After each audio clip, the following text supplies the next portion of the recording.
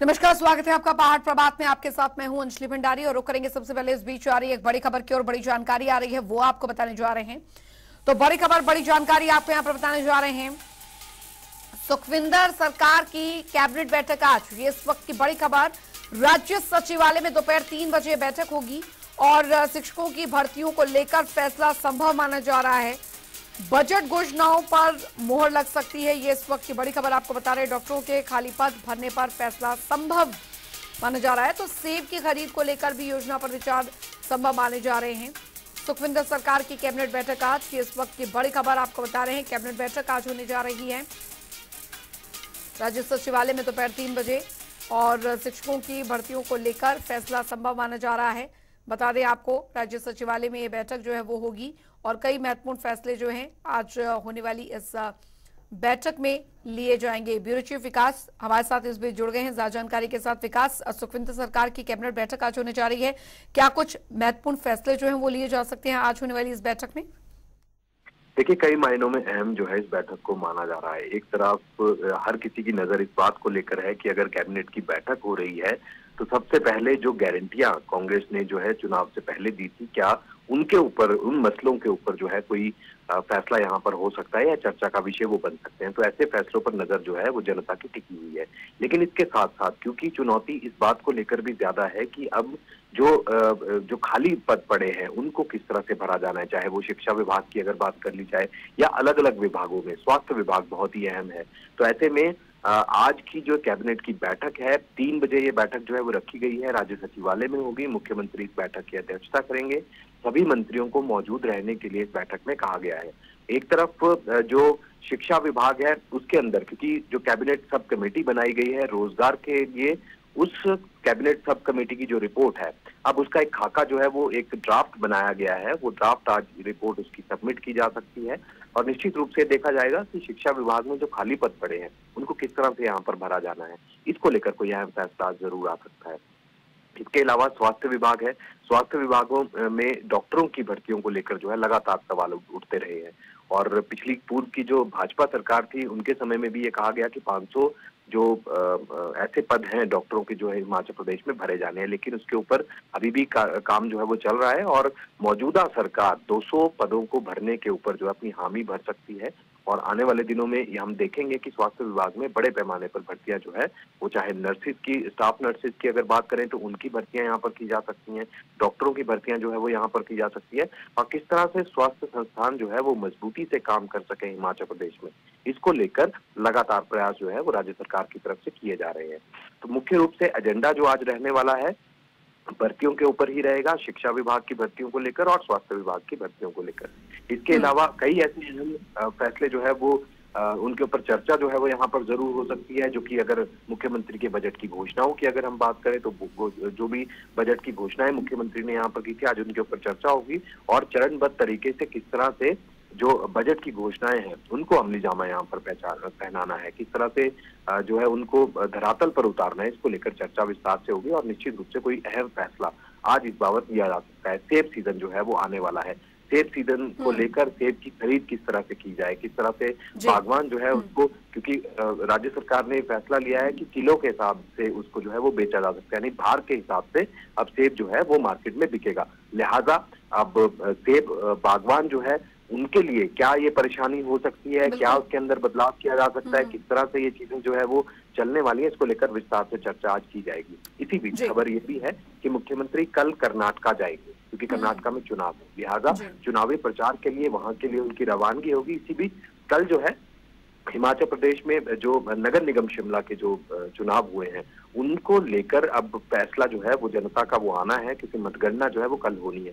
लिहाजा मुख्यमंत्री यहाँ मौजूद नहीं रहेंगे, लेकिन केंद्र सरकार के कई मंत्रियों से मिलने का उनका कार्यक्रम है दिल्ली में भी, और ऐसे में कर्नाटका मुख्य रूप से मुख्यमंत्री जो है वो यहाँ पर जाने वाले। निश्चित रूप से आज इन तमाम चीजों को लेकर चर्चा संभवतः जो है वो आज कैबिनेट की बैठक में होगी। चलिए, बहुत बहुत शुक्रिया विकास, इस तमाम जानकारी के लिए। आपसे आगे भी संपर्क करेंगे और जानने की कोशिश करेंगे कि क्या कुछ महत्वपूर्ण फैसले जो हैं वो यहाँ पर लिए गए हैं। खैर 3 बजे, दोपहर 3 बजे बैठक होगी, उसके बाद पता लगेगा कि आखिरकार क्या कुछ महत्वपूर्ण फैसले जो हैं वो लिए गए हैं इस कैबिनेट की बैठक में।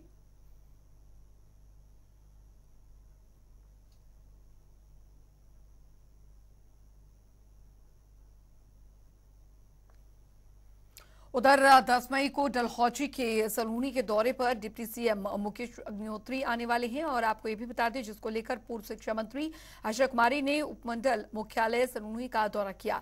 इस दौरान कई कार्यकर्ता मौजूद रहे। पूर्व मंत्री आशा कुमारी ने बैठक का आयोजन कर तैयारियों का जायजा लिया।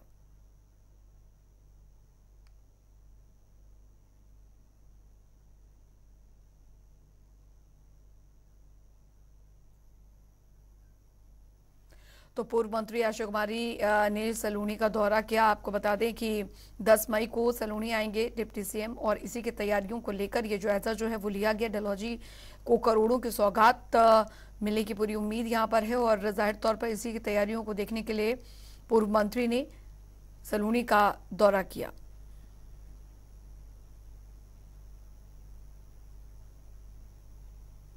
तो बता दें आपको कि डलहौजी को करोड़ों की सौगात जो है वो यहां पर मिलने की पूरी उम्मीद है। डिप्टी सीएम यहां पर आने वाले हैं 10 मई को और इसी को लेकर जो तैयारियां हैं वो यहां पर की जा रही है। पूर्व मंत्री आशा कुमारी का सलूनी दौरा बेहद महत्वपूर्ण यहां पर माना जा रहा है। 10 मई को सलूनी आएंगे डिप्टी सीएम और इसी की तैयारियों को देखने के लिए, निरीक्षण करने के लिए पूर्व मंत्री ने यहाँ का दौरा किया। उद्घाटन तो बिल्डिंग का कर दिया गया पिछली सरकार द्वारा। ये बिल्डिंग भी राजा वीरभद्र सिंह के कार्यकाल में उन्होंने वर्ल्ड बैंक की फंडिंग से जो है पैसा आया था, एडीबी बैंक की फंडिंग से ये पैसा आया था, मगर वो बिल्डिंग जो है खाली है और कई महीनों से इसी तरह से वो खाली पड़ी हुई है, जबकि वो promotion of art and culture के लिए बिल्डिंग बनी थी। तो उसका भी वो विधिवत देखेंगे कि क्या करना है और किस तरह का वहाँ पे जो हमारे लोकल या तो चंबा रुमाल बनाते हैं या थाल का काम करते हैं या अन्य कोई काम करते हैं जो कि लोकल काम है, जैसे हमारी महिलाएं हैं उनके सेल्फ हेल्प ग्रुप्स हैं, तो उसकी मार्केटिंग के लिए और इस तरह का क्या क्या वहाँ हो सकता है। हो सकता है कि मंदिर कमेटी के साथ भी मिलकर के इस पे चर्चा हो। उधर केंद्र सरकार से लेकर प्रदेश सरकार भले ही सड़क सुविधा को लेकर बड़े बड़े दावे करती हो, लेकिन सरकार के वायदे हर बार ढह जाते हैं, जिसके बाद फिर दावों की लिस्ट तैयार होती है। बार बार वादी सड़कों के गड्ढों में कैसे समाधि लेते हैं, हमारी खास रिपोर्ट में देखें। सड़कें बदहाल, गड्ढे बन रहे मौत की वजह, प्रशासन का नहीं ध्यान, खौफ में लोग। चंबा हिमाचल का सबसे सुंदर शहर, लेकिन इस जिले में मूलभूत सुविधा यानी सड़क सुविधा ही नहीं है और जो सड़कें हैं भी तो उनकी हालत इतनी खस्ता है कि कभी भी बड़ा हादसा हो सकता है। तस्वीरें देखिए, नीचे नदी, ऊपर से खिसकते पहाड़ जो लोगों में खौफ पैदा कर रहे हैं। चंबा के चुरहा के नकरोड से सदरुणी की ओर जाने वाली सड़कें इतनी संकरी और उबड़ खाबड़ हैं, जिसकी वजह से कई हादसे भी हो चुके हैं, जिसमें लोगों की मौत भी हुई है। इन क्षेत्रों पर सुरक्षा के लिए पैराफिट और क्रैश बैरियर होना बहुत ही जरूरी है, लेकिन अभी तक हाथ पर हाथ रखकर बैठे प्रशासन ने देखा तो दूर, इस समस्या पर ध्यान भी नहीं दिया। हमने हमारे को तो बहुत एक दो साल हो गए बोलते हुए डिपार्टमेंट को, हमने तो बहुत बार बोला इनको, जब कई जितनी बार थोड़ा सा पहन लेते हैं बस उसके बाद फिर छोड़ जाते हैं, बस गाड़ी क्रॉस करनी इन्होंने उसके बाद हाथ नहीं लगाते हैं। ये जो रोड है ये डिपार्टमेंट वालों को हमने बहुत बार बोला पर ये कोई पेन नहीं लेते। रोड की साइड में कोई क्रश बैरियर नहीं है और आगे जगह जगह डंगे चले गए हैं। यहाँ पर कभी किसी भी टाइम कोई भी हादसा हो सकता है। हम इनको फ़ोन करते तो ये बोलते कि हम कर देंगे पर करते नहीं है ये। हम डेली इनको फ़ोन करते कि भाई यहाँ पे तंगे, तो ये सिर्फ बोलते हाँ करते पर काम नहीं करते। मेरा नाम उत्तम सिंह है। हम हिमगिरी के लारा से आते हैं। हमारा इलाका जो है बहुत दूर दराज से है। जब हम यहाँ बारिश होती है तो हमें वहाँ से पैदल चलना पड़ता है और आगे आते तो रोड बंद हो जाती है और जहाँ सड़क की हालत बहुत ही ख़राब है। अगर कोई भी हादसा हो जाता है तो इसकी जिम्मेदार सरकार होगी। ठेकेदारों के लिए मिलता है ना, वो टेंडर होते हैं, वो रोड बिल्कुल बढ़िया होना चाहिए, पक्का होना चाहिए। हर रोड जो है रोड में कमी आती है, बार बार रोड में कमी आती है, उसमें घटना भी होती है। जब रोड तंग होते हैं तो घटना हो जाती है।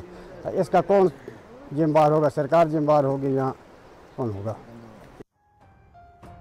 लोगों ने प्रशासन से फिर गुहार लगाते हुए कहा कि सड़क के किनारे क्रैश बैरियर या पैराफिट लगाएं, ताकि वाहन चालक ट्रेन से अपना सफर तय कर पाएं।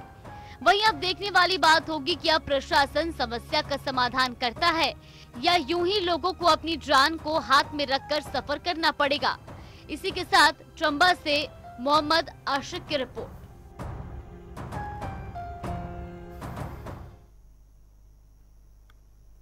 तो हिमाचल में इन दिनों मौसम ने ऐसी करवट ली है कि गर्मी में भी सर्दी का एहसास हो रहा है। मौसम विभाग की माने तो 6 मई तक मौसम ऐसा ही बना रहेगा। मौसम विभाग ने येलो अलर्ट जारी किया हुआ है, जिसके मुताबिक अब प्रदेश के मैदानी और निचले इलाकों से लेकर ऊपरी इलाकों तक बारिश के साथ साथ बिजली गरजने का अलर्ट जारी किया गया है। वहीं आपको बता दें कि सुबह से ही ऊंचाई वाले इलाकों में जहां बर्फबारी हो रही है, तो वहीं मनाली में बारिश दर्ज की गई है। और संवाददाता कमलेश बोध हमारे साथ सीधे जुड़ गए हैं ज्यादा जानकारी के साथ। कमलेश, फिलहाल मनाली में कैसा मौसम बना हुआ है, क्योंकि मौसम विभाग ने भी येलो अलर्ट जारी कर दिया है, लेकिन फिलहाल वहां का मौसम कैसा है? देखिए अंजलि, मैं आपको बता दूं, लगातार तीसरा दिन है आज। तीसरे दिन जो है मनाली के निचले इलाके में लगातार बारिश का दौर जारी है और ऊपरी इलाका जो अटल टनल के आसपास का जितना भी जो इलाका है वहां पे सुबह से बर्फबारी हो रही है। और साथ ही साथ मैं आपको बताना चाहूंगा, जो लाहौल स्पीति है वहां पे भी जो है आज सुबह से बर्फबारी का जो दौर है वो शुरू हो चुका। तो ऐसे में जो है मैं आपको बता दूं, मई का महीना चल रहा है अंजलि, लेकिन जो एहसास जो हो रहा है वो दिसंबर व जनवरी का एहसास हो रहा है। टेम्परेचर जो है लगातार गिरता जा रहा है।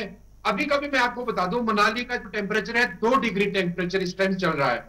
हालांकि मई का महीना है और साथ ही साथ जिस तरह से जो बदलाव आया मौसम में, उसके कारण जो है जो बागवानी, जो खासकर कुल्लू का जो इलाका है बागवानी के लिए जाना जाता है, तो सेब की जो फ्लावरिंग के बाद जो सेटिंग जो हुई है, हालांकि जो पीछे भी इसी तरह का मौसम देखने को आया था करीब 7-8 दिन पहले, उस समय भी जो फ्लावरिंग के समय जो है काफी नुकसान हुआ था जो बागवानों के लिए, क्योंकि जो बर्फ जो जिस तरह से ऊंचाई वाले इलाकों में मनाली के आसपास जो बर्फबारी, उसके कारण जो फ्लावरिंग जो होनी थी उसमें जो है सेटिंग कम हुई है। और साथ ही साथ अब जो है, अब भी जो है लगातार जो है बारिश का दौर है और ऊपर जो है बर्फबारी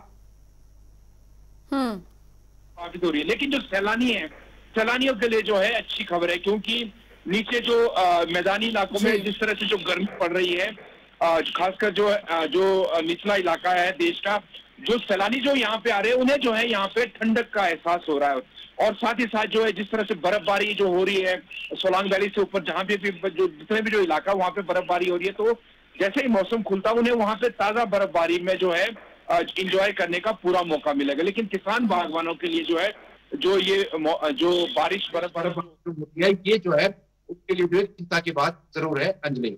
जी बिल्कुल। हालांकि इस दौरान अगर रूट्स की यहाँ पर बात करें, क्योंकि लगातार सैलानी जो है वो यहाँ पर रुक कर रहे हैं, और तो वैसे वहां पर किस तरीके से प्रशासन इसको लेकर अलर्ट है, स्थानीयों को किसी तरीके की दिक्कत ना हो इसको लेकर किस तरीके से वहां पर अलर्ट है, क्योंकि अटल टनल के द्वारा भी बताया जा रहा है कि वहां पर भी मार्ग अवरुद्ध है।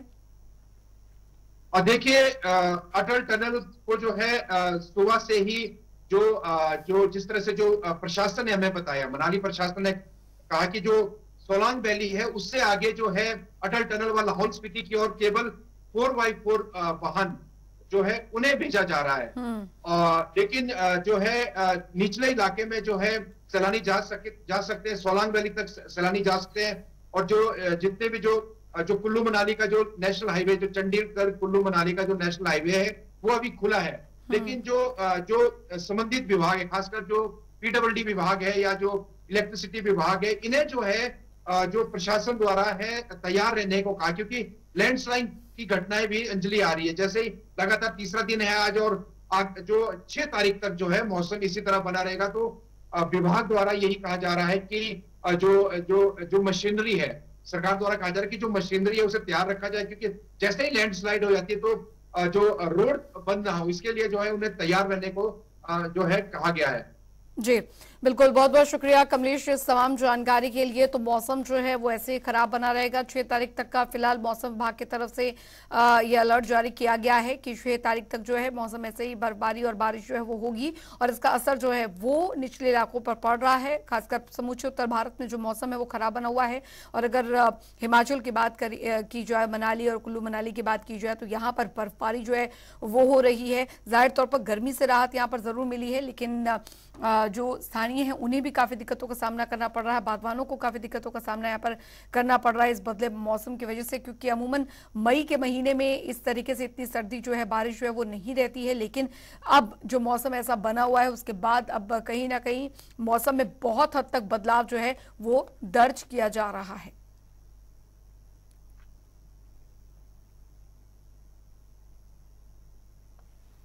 उधर कांगड़ा बार एसोसिएशन में तरुण शर्मा को लगातार 7वीं बार प्रधान चुना गया। बता दें कि इस बार कोर्ट परिसर धर्मशाला में काफी खुशी का माहौल दिखाई दिया। उन्होंने कहा कि धर्मशाला में सर्किट बेंच को लेकर बात रखी जाएगी और साथ ही एसोसिएशन के सभी सदस्यों के मुख्य मांगे और साथ ही परेशानियों को लेकर काम करने की बात कही।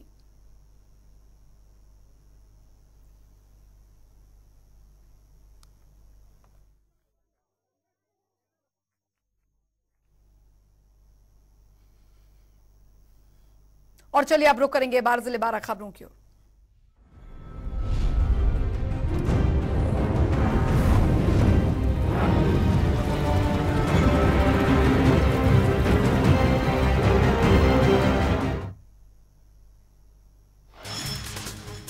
सोलन के ऐतिहासिक मैदान में मेगा रोजगार मेला आयोजित किया जा रहा है, जिसको लेकर तैयारियां जोरों से की जा रही हैं। बारिश के चलते मैदान में लग रहे स्टॉल्स को वाटरप्रूफ किया जा रहा है। बता दें कि इस मेले में 40 स्टॉल्स कंपनियों के लिए लगाई जा रही हैं और साथ ही वहीं 20 स्टॉल चोरों के मैदान में ही लगाए जाएंगे। ये मेला सुबह 9:30 बजे से शाम 4 बजे तक खुले रहेंगे और इस मेले की रजिस्ट्री अभी से शुरू हो चुकी है। साथ ही इस मेले में 50 कंपनियां आएंगी और लोगों को रोजगार भी देगी। इस सब की जानकारी रोजगार अधिकारी संदीप ठाकुर ने दी है। धर्मशाला में प्रदेश सरकार की ओर से निजी स्कूलों की बसों पर बढ़ाए गए टैक्स को लेकर बस ऑपरेटरों की परेशानियां बढ़ गई हैं। सरकार ने निजी स्कूल बस ऑपरेटरों से 1 साल का लाखों रुपया टैक्स वसूल करना शुरू कर दिया है। इसको लेकर आरटीओ ने नोटिस जारी कर दिए हैं। बस ऑपरेटर तपन मेहरा ने बताया कि सरकार के इस फैसले से निजी स्कूल बस ऑपरेटरों की दिक्कतें बढ़ रही हैं और साथ ही उन्होंने कहा है कि जिले में जितनी कमाई स्कूल बस ऑपरेटरों को नहीं होती, उससे ज्यादा सरकार टैक्स वसूल कर रही है।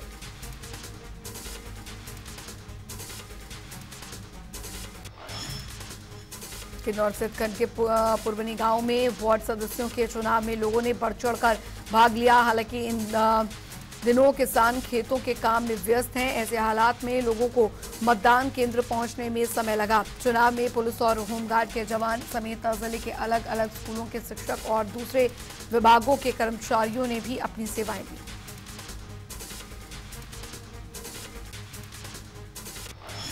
सोलन के जुबाथू में देर रात पहाड़ों से एक चट्टान गिर गई, जिससे कि एक भवन का लिंटर टूट गया। साथ ही एक दुकान भी तहस नहस हो गई। भवन में दरारें आ गई हैं। वहीं घर में सो रहे एक युवक को चोट आई है। वहीं ये मकान पूर्व सैनिक का है। प्रशासन की टीम नुकसान की रिपोर्ट तैयार कर रही है। पीड़ित परिवार को 5,000 की राशि राहत के रूप में दी गई है और जानला पंचायत के पूर्व प्रधान ने कहा है कि अभी भी घर पर खतरा मंडरा रहा है। समय रहते अगर सुरक्षा के कदम नहीं उठाए गए तो फिर नगर वासियों के लिए एक बहुत बड़ा खतरा साबित हो सकता है। रिटायर्ड भूपेंद्र सिंह को जम्मू कश्मीर में सेना के एक स्पेशल ऑपरेशन के लिए सेना मेडल से नवाजा गया है। नूरपुर के रहने वाले भूपेंद्र सिंह को 15 अगस्त 2022 में सेना मेडल मिला था। उनके इस उत्कृष्ट काम के लिए पूरे गांव में उत्साह का माहौल है। इस अवसर पर भूपेंद्र सिंह ने धन्यवाद किया। चलिए बढ़ेंगे आगे। उधर शिमला में नगर निगम चुनाव के लिए वोटिंग हो चुकी है और जनता ने 102 उम्मीदवारों का भाग्य ईवीएम में कैद कर दिया है। इस खास रिपोर्ट में देखिए शिमला नगर निगम चुनाव का पूरा राजनीतिक समीकरण। शिमला नगर निगम चुनाव के लिए मतदान हो चुका है। 34 वार्डों में जनता ने अपने वोट का बखूबी इस्तेमाल किया। 2 मई 2023 की यह तारीख काफी अहम है। शिमला की जनता ने अपने अगले पार्षद के लिए मतदान कर दिया है। अब इंतजार है 4 मई का, जब ईवीएम में कैद प्रत्याशियों की किस्मत का ये फैसला होगा। 2 मई की सुबह 8 बजे से शाम 4 बजे तक चली वोटिंग में तकरीबन 55,098 यानी कि 58.97% लोगों ने मताधिकार का प्रयोग किया। निगम की छोटी सरकार चुनने के लिए राज्यसभा सांसद और कांग्रेस के वरिष्ठ नेता आनंद शर्मा समेत कई दिग्गजों ने वोट किया, लेकिन इस बीच मुख्यमंत्री सुखविंदर सिंह सुक्खू के वोट डालने को लेकर पहाड़ की सियासत खूब गरमाई है। अपने गृह क्षेत्र नांदौल में बतौर वोटर दर्ज मुख्यमंत्री सुखविंदर सिंह सुक्खू ने छोटा शिमला वार्ड में परिवार समेत अपना वोट कास्ट किया। इस पर बीजेपी के पूर्व मंत्री सुरेश भारद्वाज ने इसे अमान्य कहा और मुख्यमंत्री के वोट को सवालों के घेरे में खड़ा कर दिया। उन्होंने तर्क दिया कि सुखविंदर सिंह सुक्खू नादौन में वोट देकर आए हैं, इसलिए शिमला में उनका दूसरा वोट गलत परंपरा है। अब ऐसे में मुख्यमंत्री का जवाब देना लाजमी था। मुख्यमंत्री सुक्खू ने कहा, नादौन विधानसभा क्षेत्र का उनका वोट विधानसभा चुनाव के लिए था। यह शिमला के निगम का चुनाव है और यहाँ राज्य सरकार ने हर उस व्यक्ति को वोट देने का अधिकार दिया है जो शिमला में रहता है, लिहाजा उन्हें पार्षद या मेयर चुनने का अधिकार है। हालांकि विवादों का दौर यही नहीं थमा। विपक्ष में बैठी बीजेपी ने चुनावी प्रक्रिया की हर उस चीज पर गौर किया जिसने निष्पक्षता पर संदेह पैदा किया, और इसी में से एक है ईवीएम में गड़बड़ी और चुनावी धांधली का आरोप। दरअसल बीजेपी ने निगम चुनाव में कांग्रेस पर सरकारी मशीनरी का दुरुपयोग का आरोप लगा दिया, लिहाजा पूर्व मुख्यमंत्री जयराम ठाकुर से लेकर नवनियुक्त प्रदेश अध्यक्ष डॉक्टर राजीव बिंदल ने मोर्चा खोल दिया। जयराम ठाकुर और राजीव बिंदल ने आरोप लगाया, शिमला नगर निगम के वार्ड नंबर 28 और 30 में ईवीएम मशीन में हेराफेरी की गई है। बीजेपी प्रत्याशियों के नाम और चुनाव चिन्ह के क्रम को बदल दिया गया है।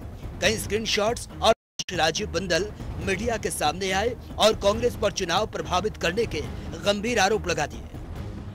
शिमला नगर निगम के चुनाव को कांग्रेस सरकार पूरी तरह से प्रभावित करने की पहले दिन से कोशिश कर रही है।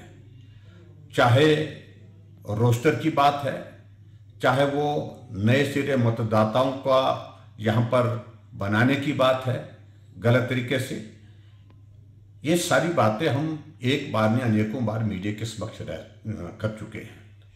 लेकिन जब ईवीएम वहां पर रखी गई, उसमें भारतीय जनता पार्टी का संजीव चौहान का नंबर 1 की बजाय उसका नंबर 2 कर दिया गया, दूसरे नंबर पर चुनाव चिन्ह कर दिया गया, और कांग्रेस का जो तीसरे नंबर पर था उसको नंबर 1 पर कर दिया। इससे बड़ा दुर्भाग्यपूर्ण घटना हो नहीं सकती है। कांग्रेस के उम्मीदवारों को धक्के से जिताने के लिए और मशीन के अंदर उनके चुनाव चिन्ह की प्लेसमेंट को बदलने का काम किया, यह बहुत शर्मनाक है। मैं आपके सामने रख रहा हूं वार्ड नंबर 28 छोटा शिमला, चुनाव आयोग की वेबसाइट, ये वेबसाइट का स्क्रीनशॉट, इस स्क्रीनशॉट के हिसाब से और वेबसाइट की रिपोर्ट के हिसाब से जो हमने वेबसाइट आज 10:48 के ऊपर डाउनलोड किए, भारतीय जनता पार्टी का उम्मीदवार संजीव चौहान पहले नंबर पर है और भारतीय जनता पार्टी को जो अलॉटमेंट की गई उसमें भी पहले स्थान पर ही था। भारतीय जनता पार्टी ने पूरा चुनाव का जो कैंपेन चलाया, जो डमी बैलेट बनाए, उसके अंदर भी पहले स्थान के ऊपर भारतीय जनता पार्टी को हमारे उम्मीदवार और कमल के चुनाव को दिखाया गया। परंतु आज जब मशीनें खोली गई तो भारतीय जनता पार्टी का उम्मीदवार पहले स्थान से उठ करके दूसरे स्थान पर आ गया और कांग्रेस का उम्मीदवार तीसरे स्थान से उठा करके पहले स्थान पर पहुंचा दिया गया। इससे बड़ी चुनाव को प्रभावित करने के लिए धांधली कोई नहीं हो सकती। बीजेपी के इन गंभीर आरोपों पर मुख्यमंत्री सुखविंदर सिंह सुक्खू ने पलटवार किया और बात बात में ही बीजेपी को नसीहत तक दे डाली।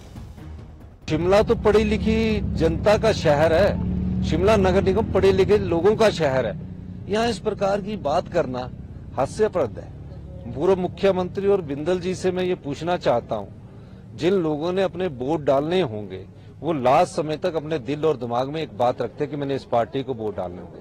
चुनाव चिन्ह सामने होते हैं, वोट चुनाव चिन्ह के आधार पर लड़े जाते हैं, विचारधारा के आधार पर लड़े जाते हैं। इस प्रकार की टिप्पणी करके वो लोगों का ध्यान बांटने के लिए और अपनी तरफ आकर्षित करने की कोशिश करते हैं। सियासी उठापटक के बीच ऐसी भी तस्वीरें सामने आई जिसने लोकतंत्र की आत्मा को जिंदा रखने का काम किया। तेज बरसात के बीच मतदान के लिए घर से निकलते लोगों ने यह संदेश दिया, वर्तमान में लोकतंत्र का शासन है, क्या बुजुर्ग और क्या दिव्यांग, हर कोई अपने पार्षद को चुनने के लिए उत्साहित नजर आया। लंबी लाइनों में लगे लोगों ने शांति से अपनी बारी का इंतजार किया और अपना वोट कास्ट किया। शिमला में 153 मतदान केंद्रों पर चुनाव हुआ है, जिनमें से 10 केंद्र अति संवेदनशील, 40 संवेदनशील हैं। 99 सामान्य मतदान केंद्र और 4 सहायक केंद्र शामिल हैं। नगर निगम चुनाव के नतीजे 4 मई को आ जाएंगे। 102 प्रत्याशियों का भाग्य ईवीएम में कैद हो गया। गौरतलब है कि बीजेपी और कांग्रेस ने सभी वार्डों में प्रत्याशियों को मैदान में उतारा।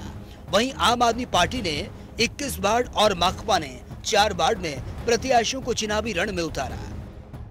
इस बीच शिमला का मौसम जरा खराब है। ऐसे में सियासी पारा कहां तक चढ़ेगा, ये अपने आप में नगर निगम चुनाव को दिलचस्प बनाता है। जनता टीवी के लिए शिमला से विकास शर्मा की रिपोर्ट। चलिए इसी के साथ पहाड़ प्रभात की खबरों में अभी के लिए फिलहाल लेते हैं, वक्त एक छोटे से ब्रेक का।